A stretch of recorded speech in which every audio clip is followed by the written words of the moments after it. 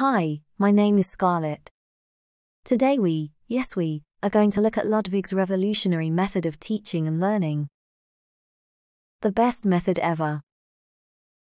Remember to take notes and pause along the way to reflect and think. What is a pedagogue?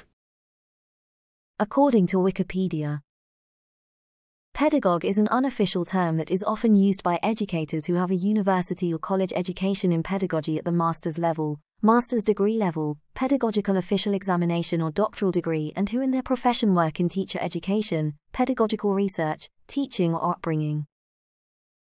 This distinguishes them from educators, teachers, assistant professors, lecturers, and others who work the school system.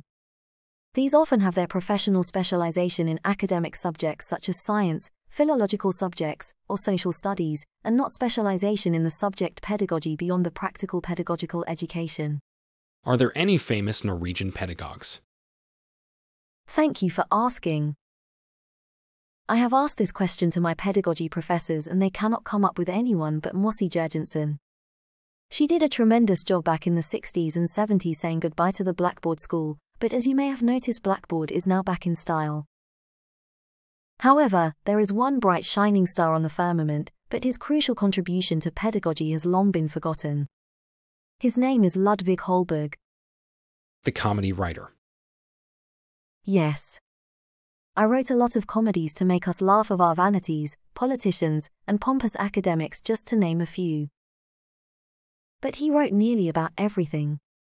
10 years ago, I stumbled over his book Moral Thoughts from 1744. Highly recommendable. One chapter concerns higher education and has a title that sums his method in a sentence. Professors should not lecture but answer questions. Is it possible to use this method in the 21st century? Yes, I have used it for years. But to answer this question more thoroughly, I will read you a small dialogue article I wrote in excitement to share Ludwig's method with everyone. If you do not have the patience to listen, you can skip this and jump to the conclusion. Dear Ludwig Holberg, thank you for your letter. You can excuse me for not answering in Danish, but in Akkordavals called Norwegian bokmål. I hope you understand anyway. It is nice you think it's great that we have got one, and soon two, universities in your hometown. In this connection, you want to share your thoughts on teaching methods.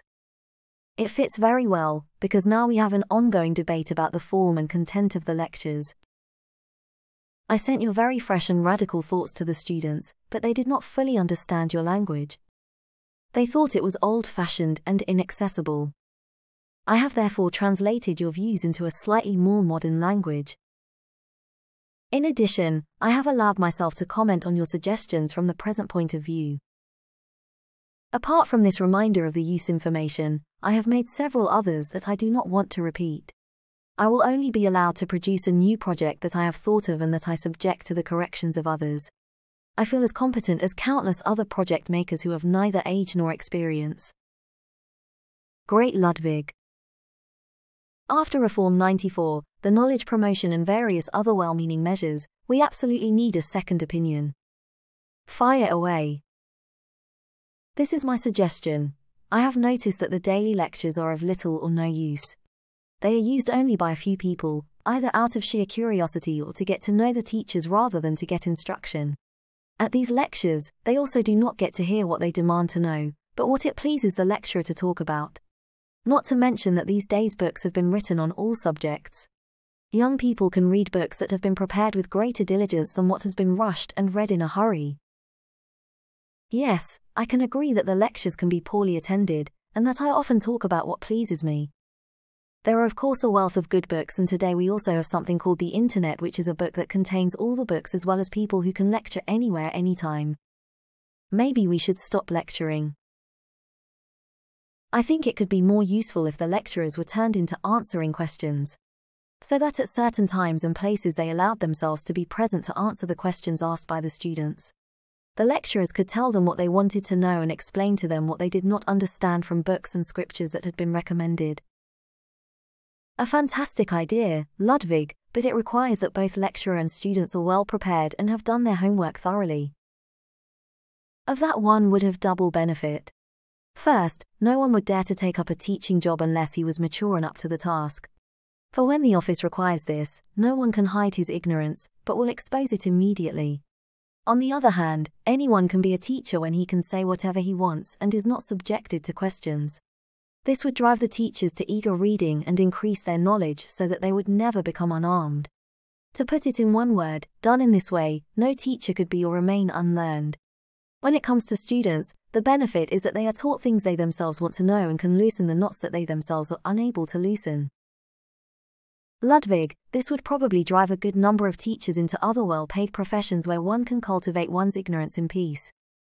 Those who remain will undoubtedly learn a great deal. It is known that the one who teaches the learns most. For eager students, this, which I must now call Holberg's method, would probably have been a great innovation. Against this it can be objected that the teaching post would be difficult. It is said that one can ask more than 10 can answer. I am happy to admit that the teaching position will be difficult. But that is exactly what is so useful. It is not impossible, because this way of informing was used in the old days. One sees that those who taught law were called respondents, and that responding in jure was the same as learning. Yes, Ludwig, I think this would have been difficult in our modern times. Today, our students can get answers to all the simple questions in the book that contains all the books. Internet. Then there will only be intricate questions left for us teachers.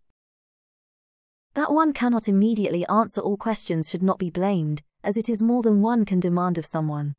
What you cannot answer today, you can answer tomorrow or at the next meeting. Then both teacher and student benefit from the given question. This is what is called learning by teaching. Thus, in a simple scheme, one could satisfy the interests of both the teacher and the students. Beat two birds with one stone.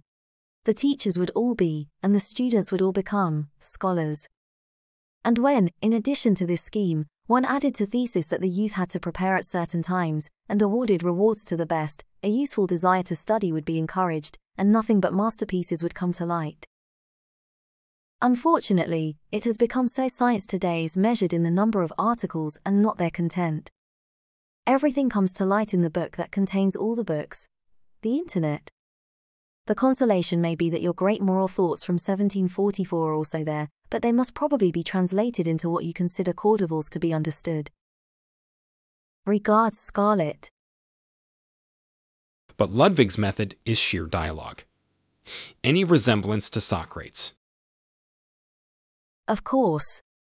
Pedagogy has a long tradition going way back to the antiquity, but in Socrates' case it was him that asked the question to reveal prejudices.